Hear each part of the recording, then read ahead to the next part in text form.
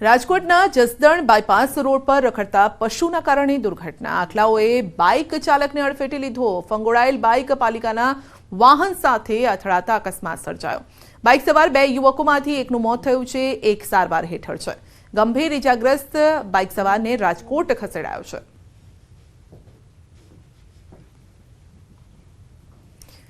બોર્ડની વિદ્યાર્થીઓ માટે કાલથી શરૂ થશે હેલ્પલાઇન। ધોરણ 10 અને 12ના પરીક્ષાના પગલે હેલ્પલાઇન કાલથી માધ્યમિક શિક્ષણ બોર્ડની હેલ્પલાઇનનો પ્રારંભ થશે। ટોલ ફ્રી નંબર 1800233550 પરથી માર્ગદર્શન અપાશે। સવારે 10 થી સાંજે 6 વાગ્યા સુધી માર્ગદર્શન વિદ્યાર્થીઓ લઈ શકશે।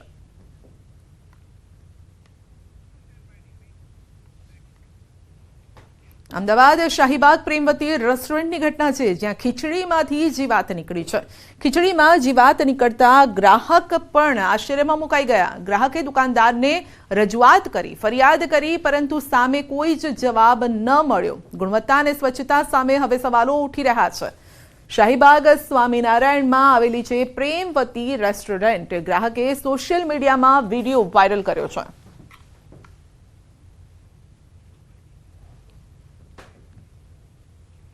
અંધાપા કાંડ પર હાઈકોર્ટમાં સુનાવણી। એડવોકેટ જનરલનું હાઈકોર્ટમાં મોટું નિવેદન છે। ક્લિનિકલ એસ્ટાબ્લિશમેન્ટ એક્ટમાં થશે સુધારો અને તમામ હોસ્પિટલો માટે રજીસ્ટ્રેશન ફરજિયાત થશે। અત્યાર સુધી 50 બેડની હોસ્પિટલ માટે રજીસ્ટ્રેશન હતું। મેડિકલ કેમ્પનું પણ રજીસ્ટ્રેશન કરાવવું હવે ફરજિયાત છે।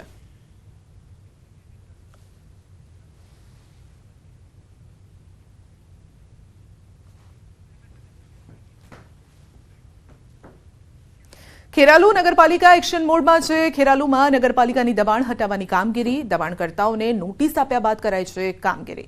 જકાતનાકા પાસે હાટડીયા વિસ્તારમાંથી દબાણ હટાવાયા। જે વિસ્તારોમાં શોભાયાત્રા પર પથ્થરમારો થયો હતો તે વિસ્તારમાં દબાણ હટાવવાની કામગીરી કરાઈ છે।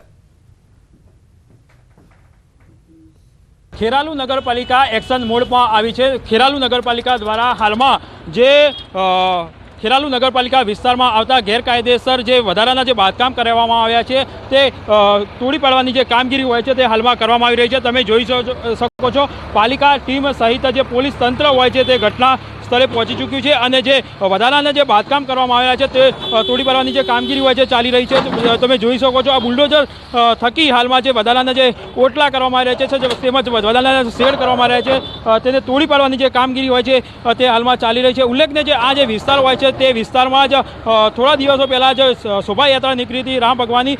તે રામયાત્રા શોભાયાત્રા દરમિયાન પથ્થરમારો કરવામાં આવ્યો છે, ત્યારબાદ આ જે કાર્યવાહી હોય છે તે હાલ કરવામાં આવી રહી છે। અંદાજિત 30 કરતાં જે વધુ હોય જે દુકાનો હોય છે, જે મિલકત ધારકો હોય છે તેમના ત્યાં હાલમાં જે કાર્યવાહી હોય છે કરવામાં આવી રહી છે। જેસીબી સહિત જે અન્ય સાધનો દ્વારા હાલમાં જે કાર્યવાહી હોય છે તે કરવામાં આવી રહી છે અને જે વધારાનું જે બાંધકામ કરવામાં આવી રહ્યું છે તેને તોડી પાડવાની હાલમાં કામગીરી હાલમાં ખેરાલુ નગરપાલિકા દ્વારા કરવામાં આવી રહી છે।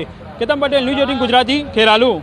ખેરાલુ નગરપાલિકાના પંચમુખી મંદિરથી હાટડિયા સુધીનો વિસ્તાર હતો, જે અત્યારે આવનાર રસ્તા પૈકીના જે દબાણો હતા એ દબાણો આપણે આજે દૂર કરેલ છે। અંદાજિત આપણે 32 મિલકતોને નોટિસ આપવામાં આવેલી અને તેમાંથી મોટાભાગના દબાણો આજે દૂર થઈ ગયા છે અને મોટાભાગના લોકોએ સ્વયંભૂ પોતાના દબાણો જાતે પણ અમુક વ્યક્તિઓએ પોતાના દૂર કરેલ છે। બુલેટિનમાં આગળ